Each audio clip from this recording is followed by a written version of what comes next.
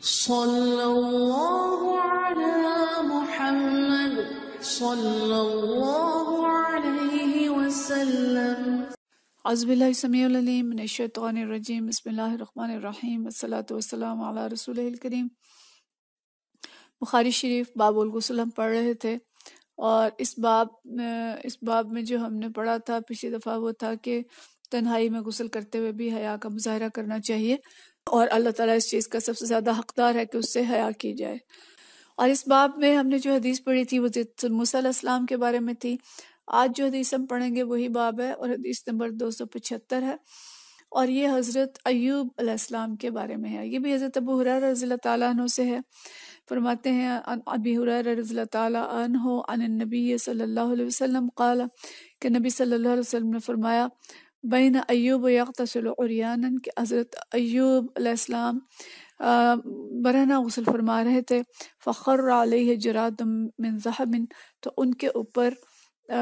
سونے کی ٹڈیاں گرنی شروع ہو گئیں۔ سونے کی ٹڈیاں چھوٹی چھوٹی جو ٹڈی دل قسم کی چیز ہوتی ہے، ٹڈیاں گرنی شروع ہو گئیں۔ فجعل ایوب یحتسی فی ثوبہ، تو حضرت ایوب علیہ السلام نے اس کو اپنے کپڑے کے اندر جمع کرنا شروع کر دیا۔ فنادہ ربہ، تو ان کے رب نے انہیں آواز دی، یا ایوب اے ایوب، علم اکم اغنیتک عما تری، کہ کیا ہم نے آپ کو اس چیز سے بے نیاز نہیں کر دیا جو آپ دیکھ رہے ہیں؟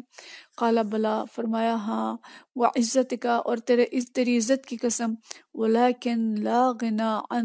غنا بی عن برکتک، لیکن میں تیری برکت سے بے نیاز نہیں ہوں۔ تو یہ یعنی ایک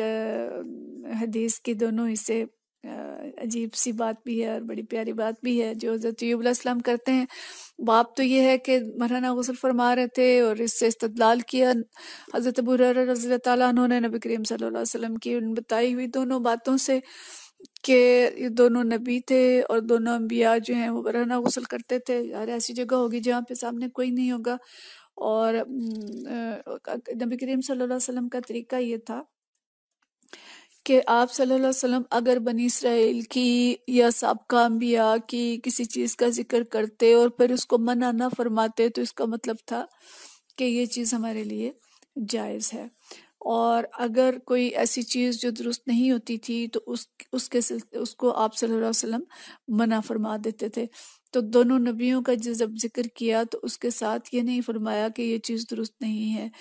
تو آپ صلی اللہ علیہ وسلم نے اس کو مثال کے طور پہ فرمایا، تو اس کا مطلب تھا کہ برہنہ غسل کرنے میں کوئی مذائقہ نہیں ہے جبکہ کوئی سامنے نہ ہو اور کوئی دیکھ نہ رہا ہو۔ اچھا، دوسری بات جو یہاں پہ آئی کہ حضرت ایوب علیہ السلام کے اوپر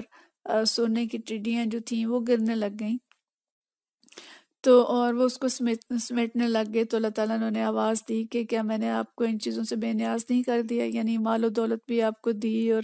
سب کچھ دیا ہے، تو آپ یہ ٹڈیاں کیوں کپڑوں میں سمیٹ رہے ہیں؟ تو انہوں نے بڑا پیارا جواب دیا کہ میں بے شک سب کچھ آپ نے مجھے دیا ہے، ولیکن لا غنا بھی ان برکتک، لیکن میں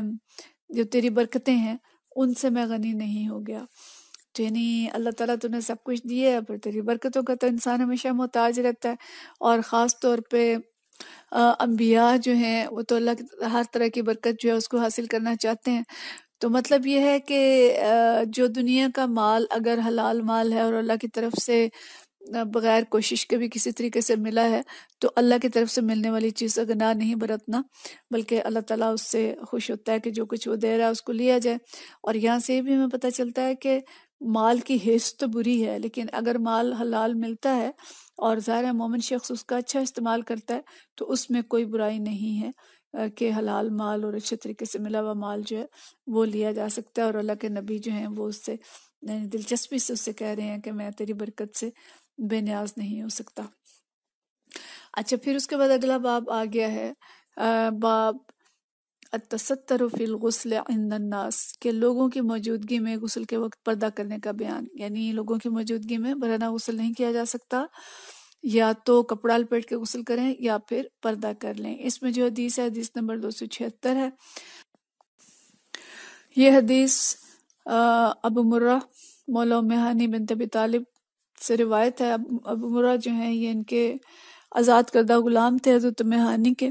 تو وہ یہ کہتے ہیں انہ سمع ام ہانی بنت ابی طالب، کہ میں نے ام ہانی بنت ابی طالب سے سنا. یہ ام ہانی جو ہے حضرت علی رضی اللہ تعالیٰ عنہ کی بہن تھی،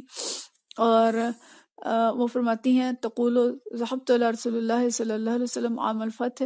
کہ میں فتح مکہ کے سال نبی کریم صلی اللہ علیہ وسلم کے پاس آئی. فوجدته یغتسل، تو میں نے انہیں غسل کرتے ہوئے پایا. وہ فاطمہ تو تسترہ، اور حضرت فاطمہ جو ہیں وہ ان کے لیے پردہ کیے ہوئے تھی، یعنی انہوں نے کوئی کپڑا پردہ لٹکا رکھا تھا. فقال، تو آپ صلی اللہ علیہ وسلم نے فرمایا من ہذہ، کہ کون ہے؟ فقلت انا ام ہانی، تو میں نے کہا کہ میں ام ہانی ہوں. تو مطلب اس سے کیا سمجھانا چاہ رہے ہیں امام بخاری کے ام ہانی آتی ہیں نبی کریم صلی اللہ علیہ وسلم کے گھر، یا جہاں آپ ٹھہرے ہوئے تھے فتح مکہ کے وقت، وہاں آتی ہیں تو پتہ چلا کہ نبی کریم صلی اللہ علیہ وسلم غسل فرما رہے ہیں، اور حضرت فاطمہ جو ہے انہوں نے کوئی پردہ لٹکایا ہے یا پردہ کپڑا پکڑا ہوا ہے جس کی اوٹ میں آپ صلی اللہ علیہ وسلم غسل فرما رہے ہیں.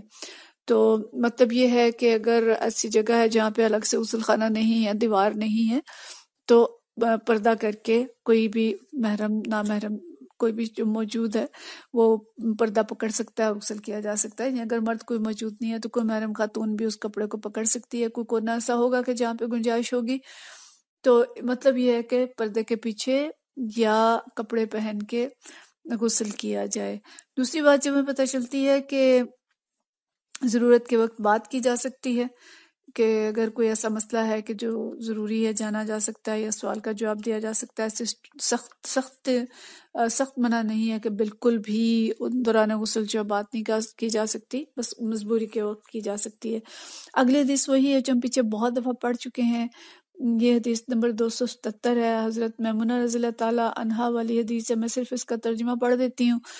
کہ حضرت میمونہ رضی اللہ تعالیٰ عنہ فرماتی ہیں کہ میں نے نبی صلی اللہ علیہ وسلم کو ایک چادر لے کر چھپایا، یعنی میں نے ایک چادر کی اوٹ کی اور آپ صلی اللہ علیہ وسلم غسل کرنے لگے. تو پھر آگے پورا طریقہ جو غسل کا انہوں نے بتایا تھا کہ آپ صلی اللہ علیہ وسلم نے اپنے ہاتھ دھوئے، دائیں ہاتھ سے بائیں ہاتھ پر پانی بہایا، اس کے بعد استنجا کیا اور جسم کو دھویا، اور پھر نبی صلی اللہ علیہ وسلم نے اپنا ہاتھ زمین یا دیوار پر مارا، اور اس کے بعد نبی صلی اللہ علیہ وسلم نے وضو کیا جو نماز کے لیے جیسے کیا جاتا ہے سوائے پاؤں کے. پاؤں آپ نے بعد میں دھوئے. پھر نبی صلی اللہ علیہ وسلم نے اپنے بدن پہ پانی بہایا، اور پھر نبی صلی اللہ علیہ وسلم وہاں سے ہٹ گئے اور اپنے پاؤں دھوئے. اب یہاں پہ جو یہ حدیث دوبارہ لائے ہیں، یہ حدیث اگرچہ پیچھے کئی دفعہ ہم پڑھ چکے ہیں، لیکن یہاں وہ لائے ہیں پردے کے بیان میں کہ حضرت میمونہ رضی اللہ تعالیٰ عنہا نے پردہ کیا اور آپ صلی اللہ علیہ وسلم نے غسل کیا. تو مطلب یہ ہے کہ غسل جب کرنا ہو تو پردے کے پیچھے کیا جائے، غسل خانے میں کیا جائے، یا اگر ایسی جگہ مردوں کے لیے جو پبلک پلیس کسی میں کرنا ہے، کھلی جگہ پہ کرنا ہے، تو پھر کپڑا باندھ کے ستر کو چھپا کے غسل کیا جائے. یہ اسلام کی تعلیمات ہیں. اللہ تعالیٰ ہمیں ان تعلیمات پہ عمل کرنے کی، حیا کا راستہ اختیار کرنے کی توفیق عطا فرمائے. آخر دعوانا ان الحمدللہ رب العالمین.